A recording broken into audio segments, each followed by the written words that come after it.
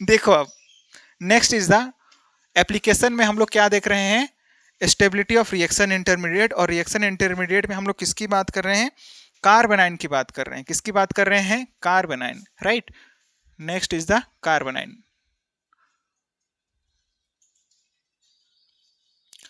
और कार्बोनाइन जो होता है ना हमारे पास में, वो क्या होता है, negatively charged species of carbon. ये क्या होगा, negatively charged species of carbon, negatively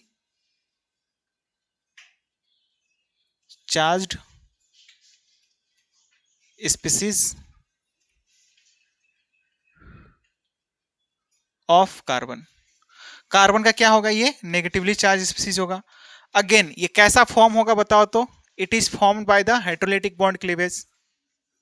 किससे फॉर्म होगा ये, हेट्रोलिटिक बॉन्ड क्लीवेज की वजह से फॉर्म होगा ये। बात समझ में आ रही है,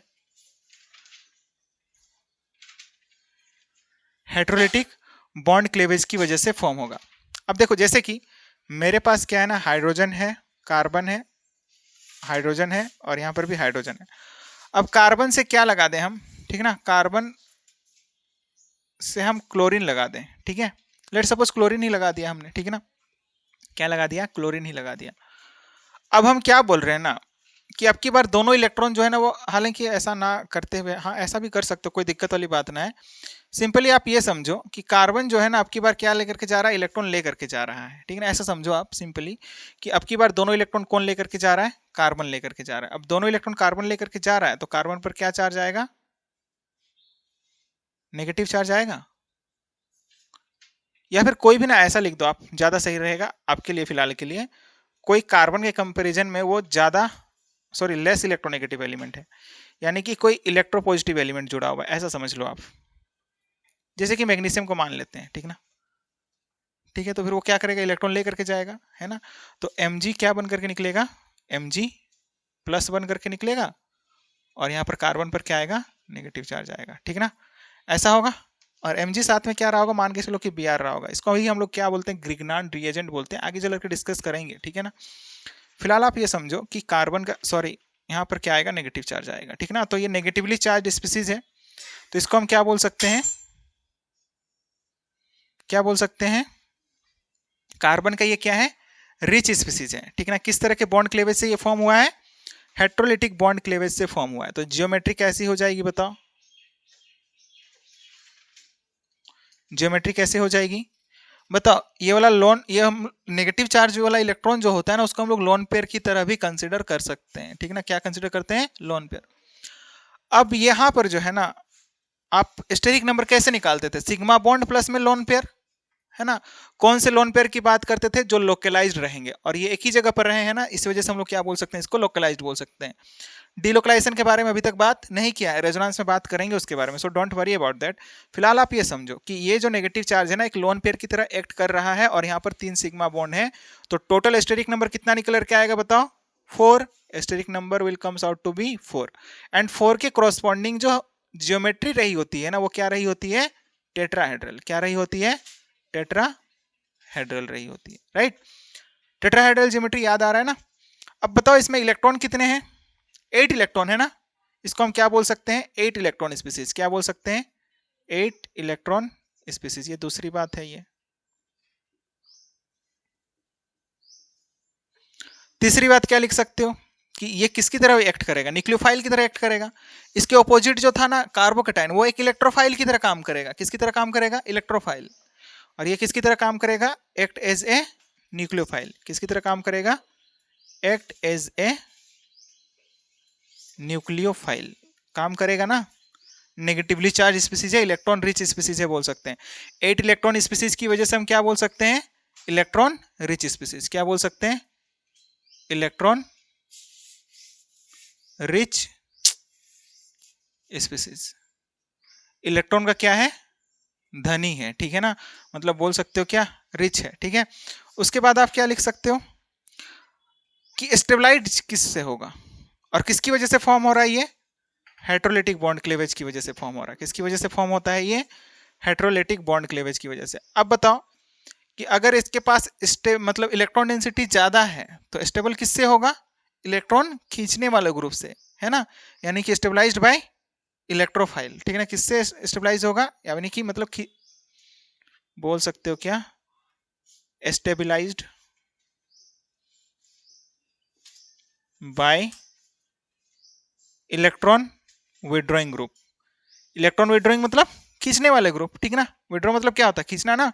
तो इलेक्ट्रॉन विड्रॉइंग ग्रुप से क्या होंगे, स्टेबलाइज्ड होंगे। और इलेक्ट्रॉन विड्रॉइंग ग्रुप इंडक्टिव के अकॉर्डिंग क्या होता है, minus I effect showing group. क्या, minus I effect showing group जो है ना, इसको क्या करेंगे, minus I effect showing group जो है ना, इसको क्या करेंगे, स्टेबलाइज करेंगे। बात समझ में आ रही है, ये आ रही है या ना आ रही है, आ रही है ना। अब नेक्स्ट देखो, हाँ कुछ बोल रहा है क्या, यानी कि इलेक्ट्रॉन, हाँ electron release, electron withdrawing group से क्या होंगे, ये स्टेबलाइज्ड होंगे, ठीक है ना। इस बात को आपको ध्यान में रखना है। क्वेश्चन की बात करते हैं। जैसे कि क्वेश्चन में हम लोग क्या ले लेंगे, सबसे पहले आप देखो, सबसे पहला क्वेश्चन जो है क्वेश्चन नंबर 1, जैसे कि क्या है, CH3 है, कार्बन है, फिर यहाँ पर क्या लगा हुआ है, CH3, और यहाँ पर कार्बन CH3। कार्बन पर कैसा चार्ज है, नेगेटिव चार्ज है। फिर क्या रह गया, CH3 कार्बन, और फिर क्या रह गया, CH3, और इधर क्या रहा हुआ है, हाइड्रोजन।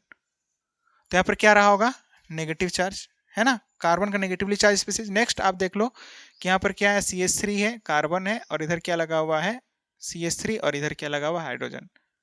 ऐसा ही कुछ है, A B, और यहाँ पर क्या रहा होगा, C रहा होगा, ऐसा ही कुछ रहा होगा। तो अब बताओ कि यहाँ पर हम लोग कैसे सोचेंगे। हम लोग को क्या चाहिए, इलेक्ट्रॉन रिलीजिंग, मतलब इलेक्ट्रॉन विड्रॉइंग ग्रुप चाहिए। यहाँ पर सारे के सारे क्या लगे हुए हैं, सारे में रिलीजिंग ग्रुप लगे हुए हैं।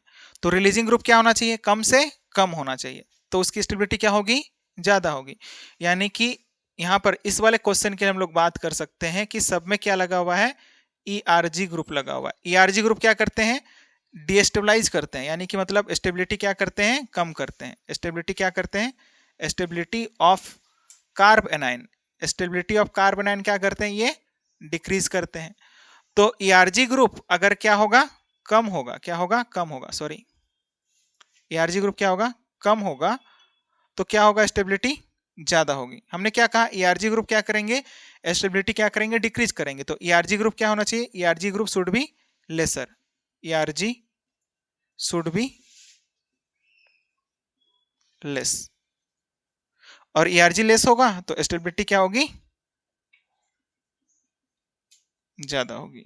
होगी कि नहीं बताओ, स्टेबिलिटी क्या होगी, ज्यादा होगी। क्या हो रहा है, बात खत्म नहीं हो रहा है, बताओ। तो ERG ग्रुप क्या होगा, ज्यादा होगा, तो स्टेबिलिटी क्या होगी, कम होगी। तो ज्यादा किस में है, फर्स्ट वाले में है ना। फर्स्ट वाले में तीन तीन क्या लगे हुए हैं, ERG ग्रुप लगे हुए हैं, ठीक है ना। तो यहाँ पर स्टेबिलिटी क्या होगी, कम होगी। तो 3 डिग्री है ये क्या है, 2 डिग्री है, और ये क्या है, 1 डिग्री है। तो स्टेबिलिटी सबसे कम 3 डिग्री वाले की, फिर 2 डिग्री वाले की, फिर क्या होगी, 1 डिग्री वाले की होगी। या फिर आप ऐसा भी इसको समझ सकते हो कि यहाँ पर ये जो है ना, प्लस आई इफेक्ट शो कर रहा है ना। क्या इफेक्ट शो कर रहा है, plus I effect, plus I effect मतलब देगा, मतलब आप समझो देगा, तो फिर इस पर क्या आएगा, पार्शियल पॉजिटिव आएगा, पार्शियल पॉजिटिव और पार्शियल पॉजिटिव।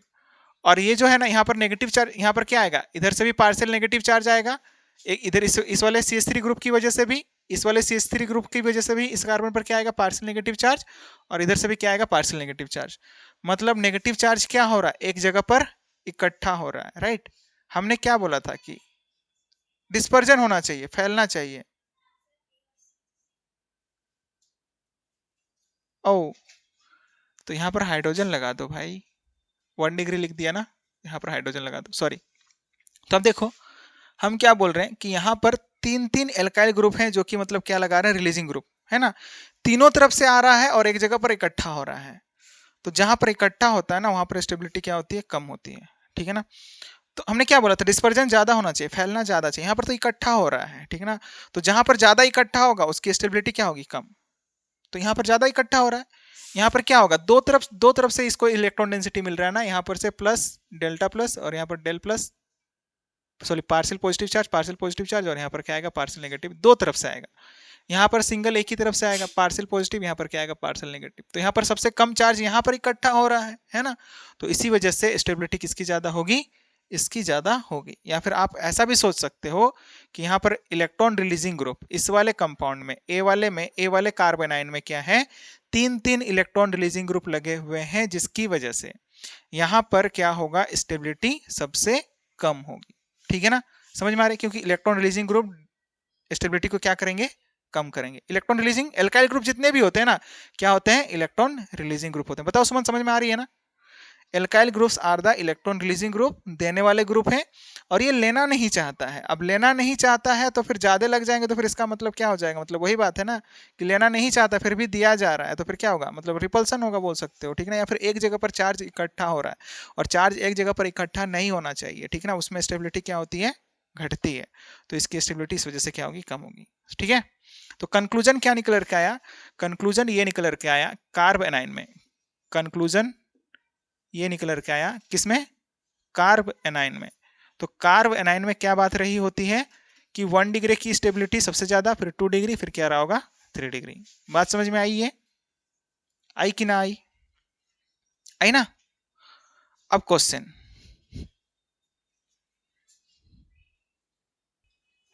बताओ फर्स्ट वाले क्वेश्चन में यहां पर तो डिग्री से सब मामला हल हो जाएगा। ये 1 डिग्री है, ये 2 डिग्री है, और ये, तो बताओ स्टेबिलिटी किसकी ज्यादा होगी इसमें, बताओ। उसमें क्या था बताओ, तो हमने क्या बोला था कि बड़ी रिंग का प्लस आई ज्यादा, मतलब लार्जर रिंग का प्लस आई ज्यादा होता है, और स्मॉलर रिंग का माइनस आई ज्यादा होता है। या फिर आप ऐसा समझो ना कि यहां पर 2 कार्बन इसको डीस्टेबलाइज कर रहे होंगे, है ना, 2 तरफ से मिल रहा होगा इसको, यहां पर भी 2 तरफ से मिल रहा है, पर इन दोनों को भी एक और कार्बन से मिल रहा है, जिसकी वजह से और भी ज्यादा क्या हो जाएगा, डीस्टेबलाइज हो जाएगा।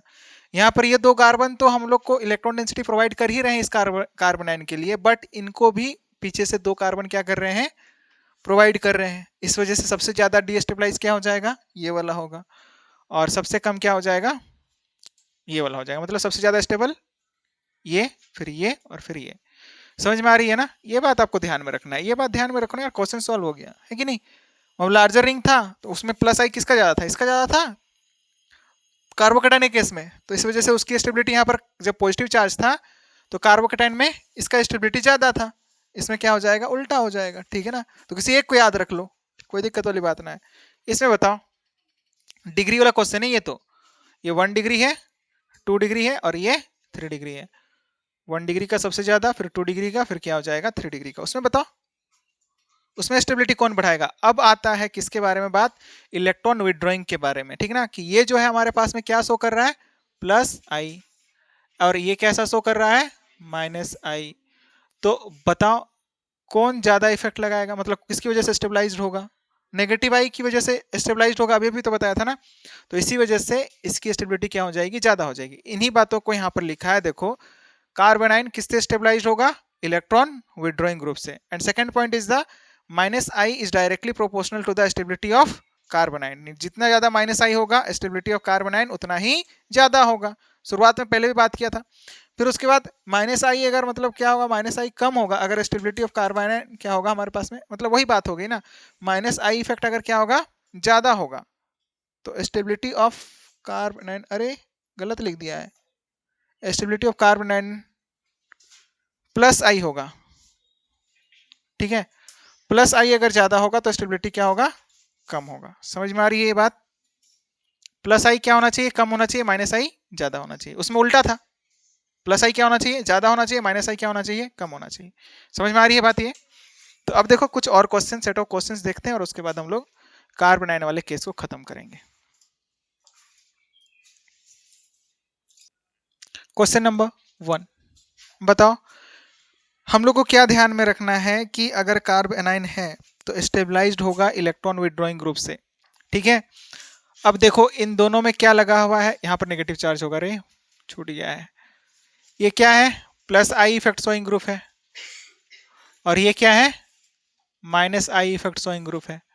तो अभी भी तो बताया कि कार्बोनाइन की स्टेबिलिटी कौन करेगा, स्टेबलाइज कौन करेगा, minus I effect showing group, यानी कि इसकी स्टेबिलिटी क्या होगी, ज्यादा होगी। इन दोनों में बात करें तो यहाँ पर भी क्लोरीन है, यहाँ पर भी क्लोरीन है, बट हम लोगों ने जैसे कि बात किया है कि inductive is the distance dependent effect. Inductive क्या होता है, इंडक्टिव इज, हाँ, डिस्टेंस डिपेंडेंट इफेक्ट होता है। अब अगर ये डिस्टेंस डिपेंडेंट है तो यहां पर माइनस आई क्या लगेगा, ज्यादा लगेगा, क्योंकि डिस्टेंस क्या है यहाँ पर, नेगेटिव चार्ज से डिस्टेंस देखो ना भाई, कि इस वाले नेगेटिव चार्ज से इसकी डिस्टेंस क्या है, कम है, और इसकी डिस्टेंस क्या है, ज्यादा है। डिस्टेंस अगर बढ़ेगी, डिस्टेंस क्या हो गया, ज्यादा हो गया। डिस्टेंस अगर ज्यादा होगा तो इफेक्ट क्या होगा, कम होगा, इफेक्ट कम होगा। तो डिस्टेंस इसमें ज्यादा होने की वजह से माइनस आई कम लगेगा, इसमें माइनस आई क्या लगेगा, ज्यादा लगेगा। यहाँ पर माइनस आई जो है वो क्या होगा, ज्यादा होगा, और इसी वजह से इस कार्बोनाइन की स्टेबिलिटी क्या होगी, ज्यादा होगी। इस कार्बोनाइन की स्टेबिलिटी क्या होगी, ज्यादा होगी। ठीक है, अब बात करें नोट में जो बात लिखा है वो क्या लिखा है, इंडक्टिव जो है ना डीएनपी फैक्टर पर वर्क करता है। किस पर वर्क करता है, DNP. What is DNP, D is for stand for the distance, ये किसके लिए स्टैंड कर रहा है, distance, and N is stand for the number, N किसके लिए स्टैंड करता है, नंबर के लिए, and P stand for the power. अब क्वेश्चन में कैसे अप्लाई करेंगे, देखो सबसे पहले हम लोग क्या देखेंगे, डिस्टेंस। अगर डिस्टेंस सेम है तो फिर आगे बढ़ो। जैसे कि इस वाले क्वेश्चन को देखो आप, इस वाले क्वेश्चन में क्या लगा हुआ है, फ्लोरीन लगा हुआ है, और इस वाले में क्या लगा हुआ है, क्लोरीन। ये भी क्या लगाएगा, माइनस आई, ये भी क्या लगाएगा, माइनस आई। अब जब दोनों ही क्या लगा रहे हैं, माइनस आई लगा रहे हैं, तो दोनों ही तो स्टेबलाइज करेंगे। अब बात आती है कौन ज्यादा स्टेबलाइज करेगा, तो डिस्टेंस तो सेम है, number is also the same. Number यहाँ पर फ्लोरीन है और यहाँ पर क्लोरीन है, डिस्टेंस सेम है, नंबर भी सेम है, इलेक्ट्रॉन विड्रॉइंग ग्रुप के नंबर भी क्या है, सेम है। उसके बाद क्या बढ़ेंगे, पावर की तरफ बढ़ेंगे, ठीक ना। और हमेशा हम लोग सीक्वेंस में जाएंगे, ऐसा नहीं कि मतलब डिस्टेंस देखे ही नहीं उसके बाद डायरेक्टली पावर लगा दिया, ऐसा नहीं होने वाला है। पहले लगेगा डिस्टेंस, फिर नंबर, फिर पावर। डिस्टेंस सेम हुआ तो आगे बढ़ो, नंबर, नंबर भी सेम हो गया तो पावर देखो, ठीक है ना। तो बस वही बात है, तो डिस्टेंस क्या हो गया, सेम, इसमें डिस्टेंस क्या हो चुका है, सेम। डिस्टेंस सेम हो गया तो फिर आगे के नेक्स्ट क्या देखेंगे, power. Distance sorry number, number भी क्या है, सेम है, यहाँ पर भी एक इलेक्ट्रॉन विड्रॉइंग ग्रुप है, यहाँ पर भी एक इलेक्ट्रॉन विड्रॉइंग ग्रुप है, तो number is also same. D N क्या हो गया हमारे पास में, सेम हो गया, डी एंड एन क्या हो गया, सेम हो गया। अब पावर देखो, पावर किसकी ज्यादा होती है, power of fluorine is greater than that of chlorine. Fluorine की ज्यादा होती है इलेक्ट्रॉन खींचने की टेंडेंसी, और इसी वजह से जो स्टेबलाइज्ड होगा कार्बोनाइन वो कौन सा होगा, ये वाला। इसको हम ए बोल दें और इसको हम बी बोल दें, तो ए का स्टेबिलिटी क्या होगा, ज्यादा होगा। बात समझ में आ रही है ये। नेक्स्ट क्वेश्चन को देखो आप, सबसे पहले डिस्टेंस में ही आप लोग का डिसाइड हो जा रहा है, यहाँ पर डिस्टेंस क्या है, कम है। डिस्टेंस कम है तो इफेक्ट क्या होगा, ज्यादा होगा। माइनस आई यहाँ पर क्या लगेगा, ज्यादा लगेगा, क्योंकि डिस्टेंस यहाँ पर क्या है, कम है।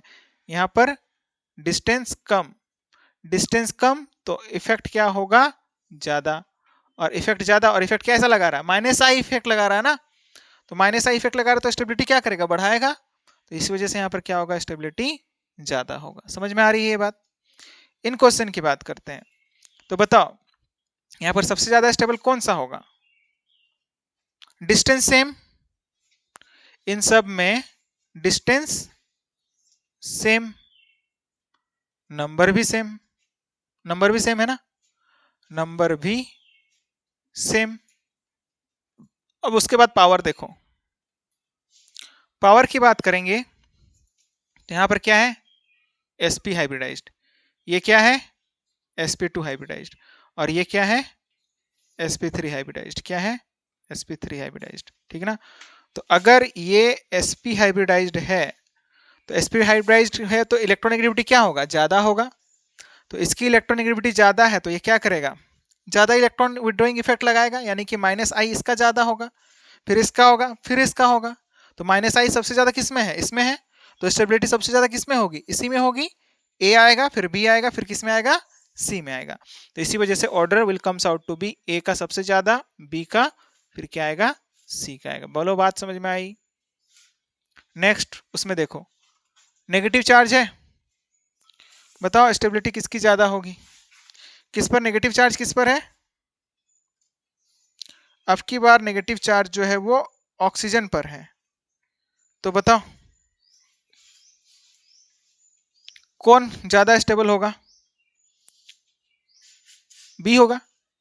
फ्लोरीन क्या लगा रहा है, इलेक्ट्रॉन विड्रॉइंग इफेक्ट लगा रहा है, खींचेगा, इस वजह से हम लोग के पास में इसकी स्टेबिलिटी ज्यादा हो जाएगी। इसमें बताओ, इसमें क्या है, नेगेटिव चार्ज यहाँ पर है, कार्बन आयन इधर है, यहाँ पर कार्बन आयन है, यहाँ पर कितने कार्बन एटम के बाद में, एक कार्बन एटम के बाद में आ रहा है, और इसमें नेक्स्ट कार्बन एटम पर ही क्या है, फ्लोरीन प्रेजेंट है। तो डिस्टेंस कम किस में है, ए वाले में ज्यादा, ए वाले में डिस्टेंस कम है, तो ज्यादा इफेक्ट किस में लगेगा, ए वाले में लगेगा, और इसी वजह से माइनस आई इफेक्ट यहाँ पर ज्यादा लगने की वजह से इसकी स्टेबिलिटी क्या हो जाएगी, ज्यादा हो जाएगी। यहाँ पर माइनस आई क्या होगा, ज्यादा होगा, माइनस आई ज्यादा होगा तो स्टेबिलिटी क्या हो जाएगी, ज्यादा हो जाएगी। ठीक है, नेक्स्ट इसमें बताओ, सेम है, अरे सेम लिख दिया, कोई अलग लिख दो क्वेश्चन, अलग क्या लिख दोगे इसमें, डिस्टेंस को अलग कर देते हैं। ठीक है, डिस्टेंस तो अलग था ही ना, डिस्टेंस वाला तो कर लिया था, डिस्टेंस को सेम कर देते हैं।